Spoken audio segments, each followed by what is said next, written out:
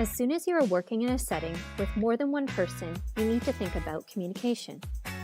In a group setting, effective communication is important to ensure a shared understanding of tasks and responsibilities, make sure everyone is heard, and to head off conflict.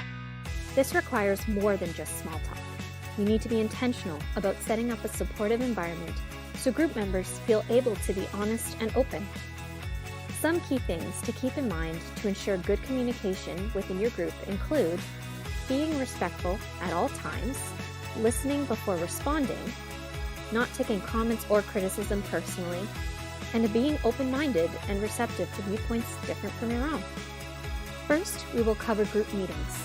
Many students working on group projects know it's important to meet, but these meetings can end up being unorganized and unfocused without an intentional approach to communication.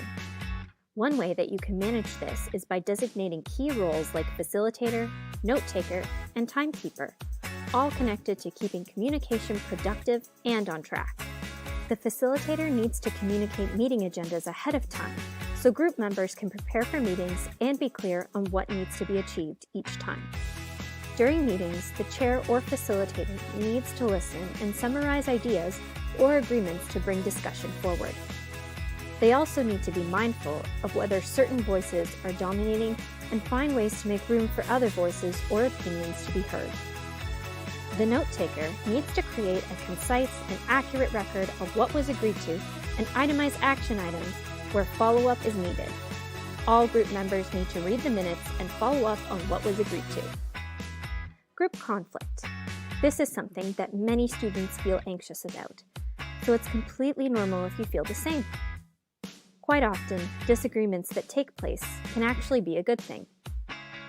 As we mentioned in the Understanding the Team module, disagreement is a part of the group process. Don't be afraid of disagreement. It can sometimes lead to better ideas. It can also be a part of a process of growth as group members build their resilience and strategies to negotiate conflict. Sometimes, group members will have different points of view or even run into conflict around accountability or deadlines. If that happens, stay calm and respectful and address the action and not the person.